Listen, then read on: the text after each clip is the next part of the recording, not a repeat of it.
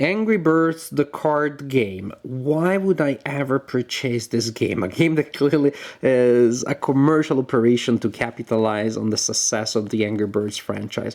Well, pretty simple. My daughter Amelia, who is 4.5, really likes the video game, and I thought that I would get her a game with the same theme to attract her further towards the board game world.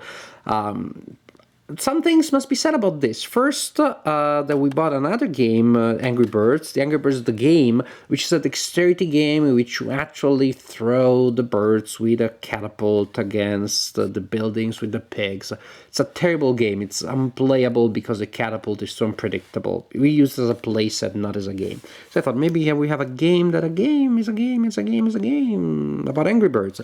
The other thing is that this is pretty much the only video game that my daughter really enjoys. She plays video games with me from time to time, age-appropriate video games on my Xbox, and she enjoys them, but actually she prefers board games. And yes, as you can imagine, I'm saying this with my heart swollen and bursting with pride.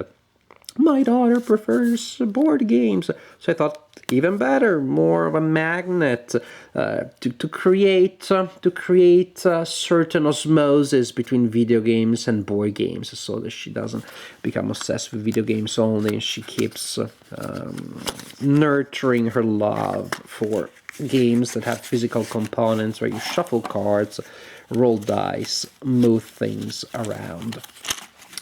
Here, Angry Birds, the card game. Time to talk about this neglected masterpiece of game design. No, not really. Oh, and I just realized it appears that we lost a component, or maybe not. Maybe not. Here's the rulebook, and here's the component I was afraid we had lost, which is King Pig. Now, in this game you have these cards which represent both the buildings, the components of the buildings that the players will try to destroy to get to King Pig, and they also, as you can see, represent the bird that is better qualified to destroy that component. You shuffle all of these cards at the beginning of the game, and you deal 6 to each player. And the player will then arrange those cards in a line it can be anywhere in the game. It is more thematic and interesting if all of the lines of the buildings of the players converge towards King Pig. You'll see it's more visually appealing, like something like this, more or less. Then what players are trying to do is to destroy their building. Each player is trying to destroy his or her own building.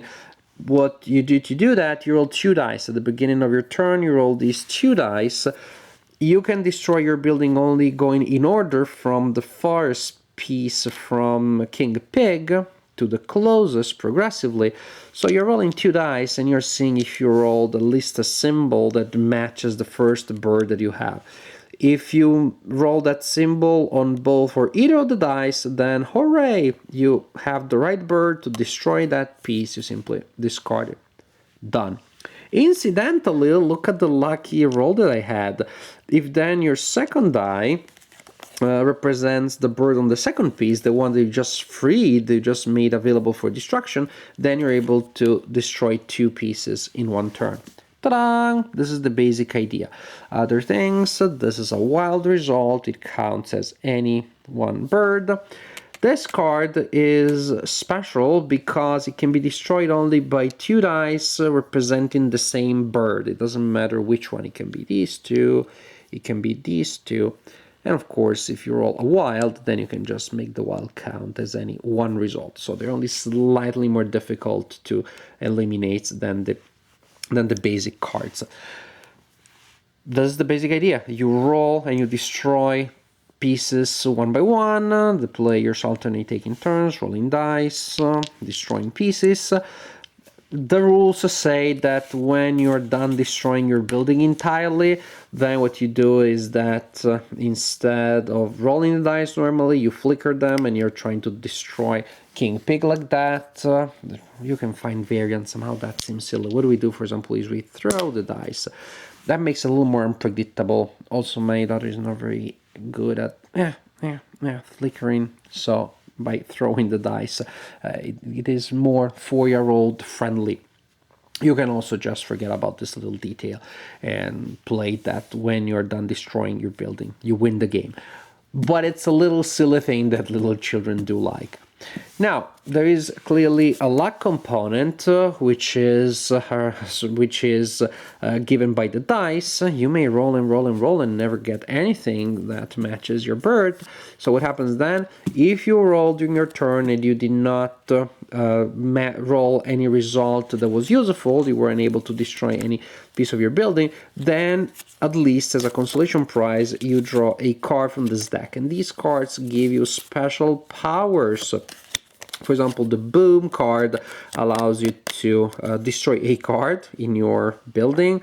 The green pig allows you to transfer one of these cards from your structure to the structure of another player. And then here you can re-roll, you can force an opponent to skip a turn. Now, when you have effects this direct that tell the opponent don't do anything, you skip a turn, you're not playing next turn, I'm always afraid that children are gonna find that too confrontational, being disappointed and annoyed. The first time I played this against my daughter, she says, "Oh, that's great, so I can relax a little bit." That's a great spirit to play a game, guys. That's a great spirit. I wish there were more adults that were able to be that zen about board gaming. And +1 means that you can add a card to another building, to another structure of one of the opponents. Again, my daughter was like, "Yay, more cards to destroy." And I was like, "But you know, King Pig is far from you." "Yeah, but I like to destroy the cards." There's so much that we adults can learn from playing with children, I can't tell you. So, the good thing about the design is that your child, and also you yourself as an adult, I guess, will always get to do something. If you roll and destroy something, hooray, you destroy something. Otherwise, you'll at least get a card, goes in your hand, there's something to hold in your hand. It's fun to do. Your child will not be annoyed, will not feel like too many turns were wasted doing nothing. Of course, sometimes the effects that you roll are still useless, but that's secondary. This is Angry Birds, the card game. Is this a good game? Heck no, absolutely not. There aren't really any meaningful decisions to make. Not when you're rolling the dice. The only decision would come from playing these cards, but they're just so basic, sometimes they don't apply. It's pretty obvious when to use them. There isn't really much more strategy in this game than there is in Chutes and Ladders or in Candyland. It gives you the feeling that you have some more strategy. So one thing that I'll say positive about this, if like I do, you're training your child to become a proficient board gamer, this is an introduction to the concept of special cards, cards that grant abilities, cards that allow you to do special things. In this sense, this was probably a good introduction to the idea, and it helped my daughter get into King of Tokyo, in which the concept of getting cards to do special stuff is used in a completely different and superior way, of course. If nothing else, it can be a mechanical introduction to a mechanics for your children.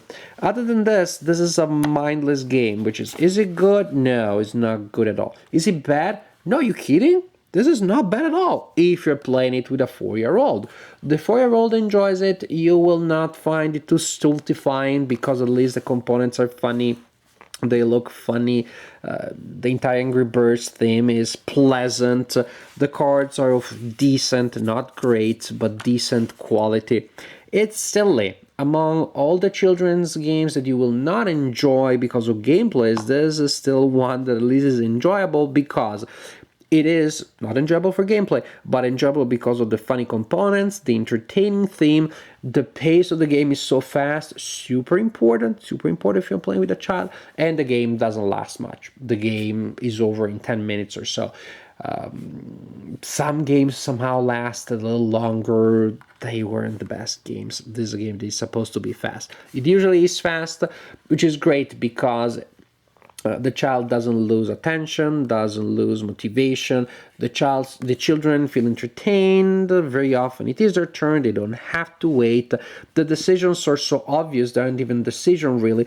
But a small child gets some satisfaction from matching. Oh, a bird with a symbol. Boom! You add sound effects. You add some sounds and noises and other things like that from the video game. Of course, it's mandatory that you provide those yourselves by simply making the noises with your mouth. If you're playing a soundtrack, I think you're completely missing the spirit of the game, which is to be silly and to spend 10-15 minutes with your children and have fun.